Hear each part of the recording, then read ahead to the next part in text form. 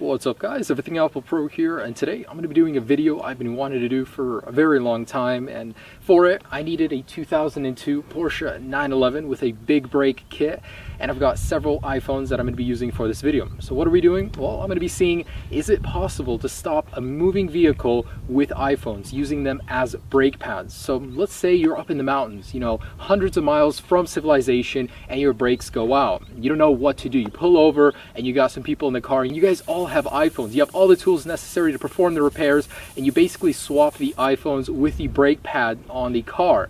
I want to see, is it possible to stop a moving vehicle at 20, 40, 60, and so on miles per hour, and at the end of the day to be able to use those phones after using them as brake pads. So what I've got here is a 2002 Porsche 911 Carrera. What this thing basically is, it's a very fun, light, you know, well-balanced vehicle. And I actually run a project with a partner on the side. We work with these 911s on a daily basis, so I've got several of them sitting around. This one I wanted to use it for this video. So we had to upgrade the brakes to a Porsche Turbo caliper because the standard one doesn't really fit them very well. We wanted to get the best possible fitment in there. So in the front, we replaced the brake pads with 4 iPhone 5Ss. On one side, they're facing the display, so we sandpapered them a little bit so it'll have a little bit more friction. On the right side, we have them facing the aluminum shell, so we're going to see how each fares after when we remove them. On the rear of the car, also disc brakes, we have 4 iPhone 4Ss in there. And all of these phones are working, just so you know. And I hope they will be working at the end of this too. But in the rear, same concept, iPhone 4Ss, 2 of them on the display, 2 of them on the rear shell. So we're going to be able to see how those fare at the very end.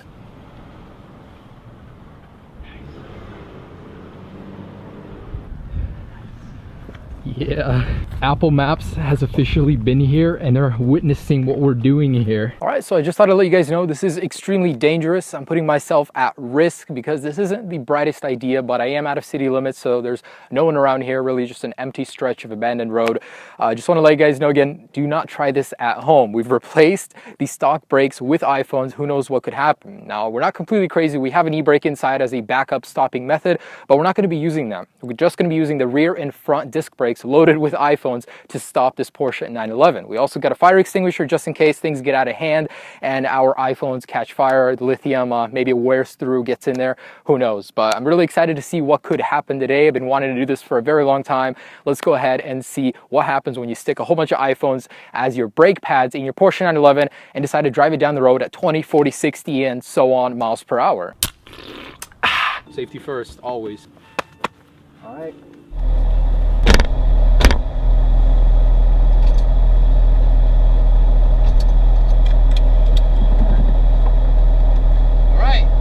Miles per hour, here we go.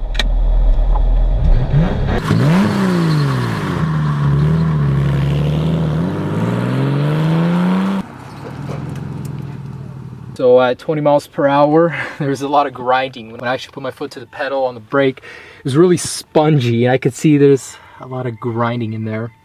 iPhones seem to be okay. Let's go ahead and try 40 miles per hour and see how effective this is at that. I'm a little bit scared, but I'm glad we got a lot of runway here because it's a little scary when you put your foot down on the brake and nothing's happening. It seems to be pretty effective so far. So let's go ahead and up it to 40 miles per hour and see what happens then.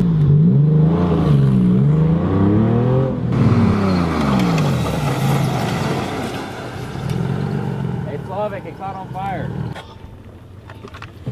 Dude, we got fire, we got fire.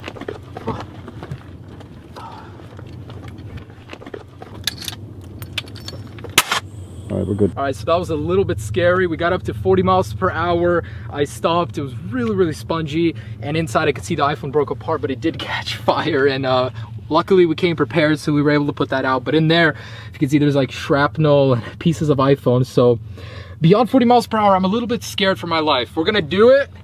We're gonna be prepared, but I'm pretty scared. Hopefully we don't die in a fiery crash. This is 60 miles per hour. I'll try and go as fast as I can before there, but I'm honestly really, really scared. This was not a good idea. Dude, this was the best idea we've had so far. Okay, here we go. Dude, there's this new cat video. Cat video? Yeah. Shit, man, is that the time for this? Let's go. Dude, it's the perfect. There's also some shoes on sale, but let's do this. Oh my god.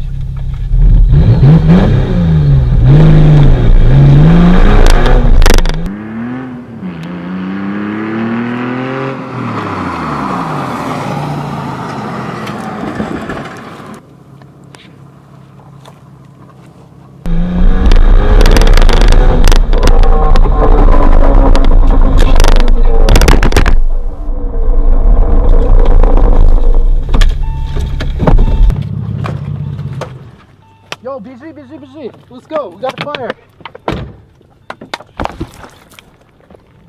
We good? I hit 60. Did you guys use the e-brake? I had to use the e-brake. Come on, 100 guys. No, they're already all falling apart inside, man. Oh, shit. That was hard to stop. All right, so we've just stopped after hitting 60 miles per hour. Unfortunately, to me, it's apparent now that iPhones do not make very great brakes. Although in the slower speed tests, they were effective. Once you get faster and you start pumping them, it's like nothing. It's like there's jello there and you can't stop the car, so I had to use the e-brake at the last moment. I'm afraid to go any faster than that, not to mention I don't want to be speeding, but scary stuff, guys. So basically, let me help you by never attempting to do this. Do not put iPhones in your brake calipers. They will fall apart, melt, and catch fire. So we're gonna go ahead and take these wheels off, pop those guys out of there, and see what happened if there's any survivors. Finally stopped. We got the wheels off of this guy and exposed the calipers, so we're ready to take them off and see what kind of damage we dealt to the iPhones. But I can already tell that the iPhone 4Ss are a lot more durable when it comes to being used as brake pads compared to the iPhone 5S model. But anyways, let's go ahead and jump in here and see what happened. Okay, so I'm gonna try and pop these guys out. The pressure was so extensive that it bent the entire casing and broke it apart. That's quite crazy to see. I mean, I'm sure if I plug this thing into iTunes, it would still work, but oh, it works. So the vibrate motor still works. So this thing is secretly alive. We just can't see it. So let's check out the other one. This one is a goner. So yeah, it's completely gone apart. But wow. All right. So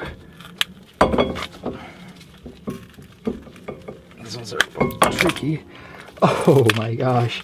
Oh, nice. So, oh, that's hot. So the entire screen melted. Let's see if the other portion works. This thing is completely out as far as I can tell. This one did not survive. Let's try out the other side. All right, so very similar. Oh, this one almost works. The screen is freaking out in the background, but oh, it works. Oh my gosh. That is iPhone 4S quality right there. As you guys can see, there's the battery logo right there. The touchscreen no longer does function, unfortunately, but it still works. My goodness, look at what this thing can go through and still survive to live another day. The 4S truly was a tank. So one of them did survive, the other happened to not survive. Let's go ahead and go to the other side where the iPhone's faced with the rear casings. But anyways, this is the side we did have to use a fire extinguisher on. It did catch fire. Anyways, let's go ahead and see what extent the damage is. Oh man, there's a piece of assembly. Not a good sign. It's magnetic too. So let's pop these guys out. Burnt to a crisp.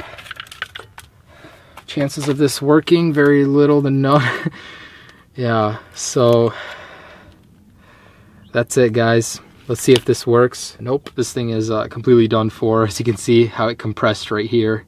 I think the lithium got punctured. That's why this thing did catch fire. Oh my gosh. So, ouch. No, this one doesn't work either. So completely crushed, destroyed. So if you want to borrow your friend's phone and you can use it as a disc brake, it will not come back in the same condition that you got it in. This is what it'll look like. So of course, guys, we're just joking with you. Never use this as a brake. It's just fun to see what would happen if we were theoretically to do this. So there's one more set of iPhones in the very rear. Let's see if there's any survivors here. All right, let's pop these guys off. So, oh my gosh, this thing completely crushed it. Doesn't look to have survived. No. Nope, this side is totaled as well. So guys, there you go. The end result of this video, basically, never use your iPhone as a brake pad. The phone in the top right was the only survivor. Screen is flickering. You can't use the display, but one phone did actually survive. Now, basically, always take care of your brakes, maintain them, replace the pads so you never find yourself needing to use an iPhone in the mountains as a brake pad. But I had fun making this video. Hope you guys enjoyed watching it. Be sure to subscribe for many more videos like these and check out some of the other ones on my channel. I'll have many more up to come. So enjoy your non-mangled, non-disc brake abused iPhone. Have a great day, guys. Peace.